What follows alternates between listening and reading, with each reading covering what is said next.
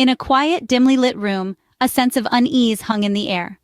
Tiffany, a young woman with dreams in her heart and fears in her mind, embarked on a journey into the unknown.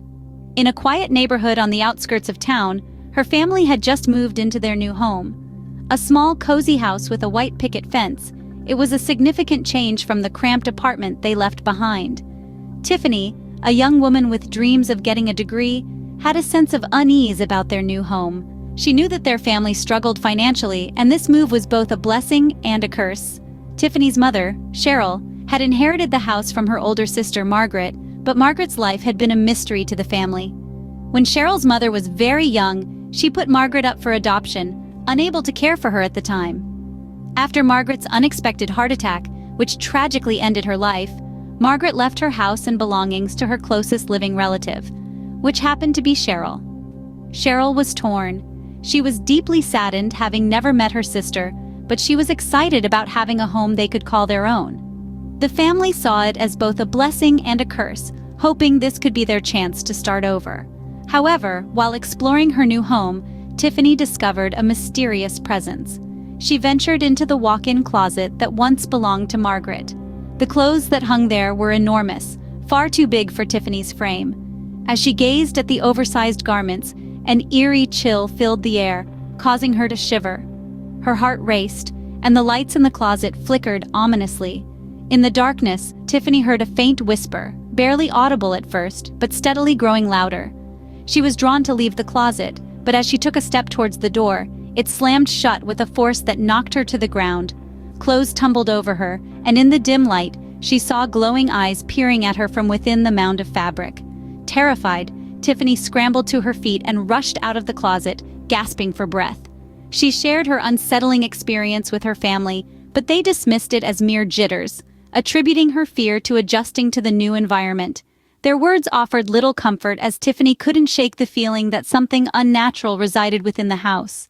She sensed that this home held a dark secret.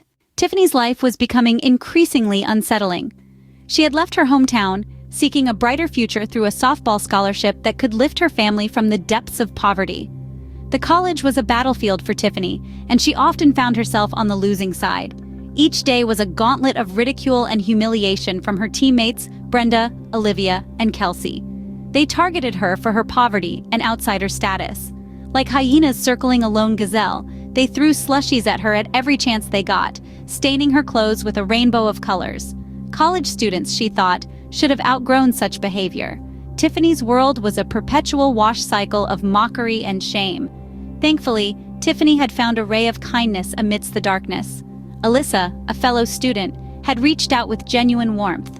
Alyssa recognized Tiffany's talent on the softball field, showering her with compliments and even offering a towel when she saw Tiffany had been slushied. While they weren't yet close friends, Alyssa's kindness was a lifeline for Tiffany in this unfamiliar and harsh environment. Tiffany held tightly to her passions to weather the storm.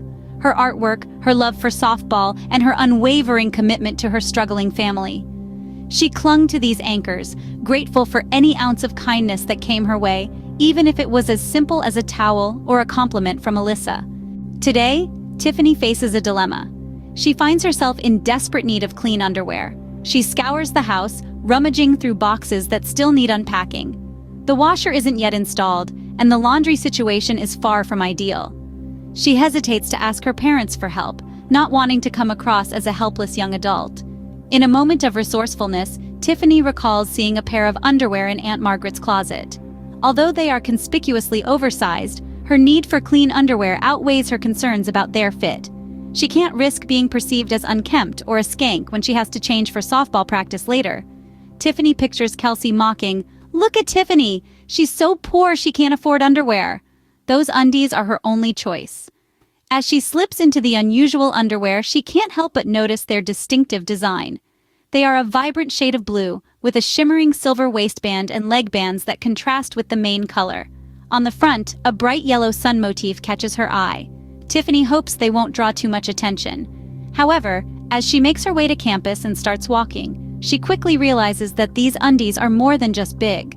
She's practically swimming in them. They keep slipping down. Tiffany decides to tug them up above her pants waistline to prevent them from sliding so low that they become a tripping hazard. The absurdity of her situation isn't lost on her, but it leaves Tiffany wondering how she'll make it through the day. Before class, Tiffany begins to draw. For her, it's an escape into a world of imagination, a place where she can craft a superhero who embodies all the qualities she longs for. The concept of being strong, both physically and emotionally, to the point where no one can dare to bully her, excites her. Using her underwear as a costume idea, she brings her superhero to life on paper. The superhero she draws wears a sleek, shimmering, form-fitting costume similar to her underwear.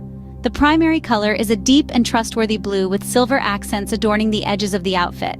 On the chest of the costume, a vibrant emblem stands out, a radiant golden sun with its rays of light extending outward. The superhero's mask is a simple yet elegant silver visor, partially concealing her eyes, adding an air of mystery. A flowing cape trails behind her, matching the deep blue of her costume. On the back of the cape, the golden sun emblem is beautifully embroidered. Her long silver hair cascades down her back. Tiffany is engrossed in her drawing, her mind lost in the world of her superhero creation. The other girls in the classroom, however, can't help but notice the giant undies peeking out from the waistband of Tiffany's pants. Olivia remarks, well, Tiffany, it looks like you're sporting some fancy new undies today." Brenda joins in, teasing, "Do you think those underwear can get any higher, Tiffany? It's like they're reaching for the sky." Kelsey chimes in with a mischievous grin. "I bet I could get them on Tiffany's head."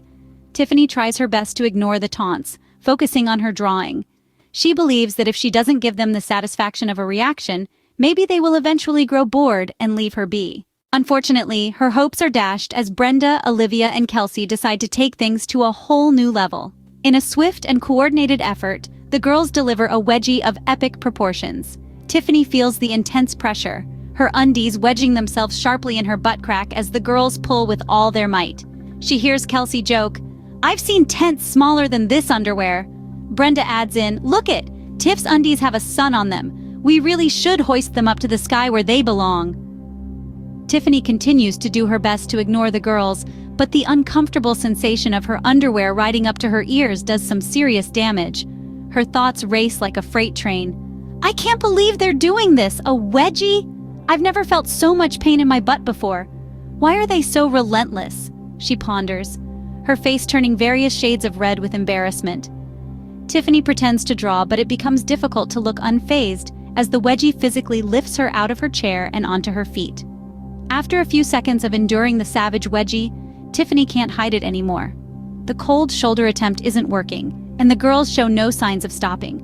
The humiliation and discomfort are too much to bear. She flails and squirms, swatting at the girls.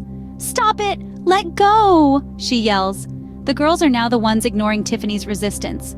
They are hell-bent to see this through. Their determination to pull Tiffany's undies over her head is unwavering. Yanking with all her might, Brenda chimes in with struggling determination. "Almost there! Keep wedgieing!" With synchronized effort, they push Tiffany's head back and give one final surging tug. The elastic waistband stretches, creating an incredibly tight atomic wedgie secured in place by her head. As Tiffany runs out of the room with a hand down the back of her pants, she shouts to her teammates in embarrassing frustration, "I can't believe you girls! Wedgies are a new low, even for you!" She rushes to the bathroom, feeling the wedgie so deep and tight that it's as if her underwear has molded into her skin. It's a sensation beyond any wedgie she's ever experienced, and Tiffany had experienced quite a few. The fabric is stretched to its absolute limit. With her head securing the wedgie in place, Tiffany feels like her undies have become a part of her. Then, as Tiffany struggles to adjust her underwear, something unimaginable occurs. They don't budge, no matter how much material Tiffany grips and pulls. "These panties are really in there," Tiffany thinks. "Softball players definitely know how to wedgie a person." The undies start to behave in an inexplicable and supernatural way. They get tighter. They begin to swallow her whole, as if they have a hunger for her. Tiffany is initially paralyzed by fear as she senses these otherworldly forces taking control of her body. Panic sets in as she contemplates the inexplicable transformation taking place. As the wedgie continues to engulf her, something remarkable happens. Tiffany's fear gives way to awe as she realizes that the undies are granting her powers beyond her wildest dreams. The tight, shimmering fabric fuses with her skin, covering her from head to toe. Tiffany's underwear transforms into a blue form-fitting ensemble. The leg bands form silver accents. The front of the underwear creates a golden sun with rays of light on her chest. The waistband separates and forms a silver visor that partially conceals her eyes.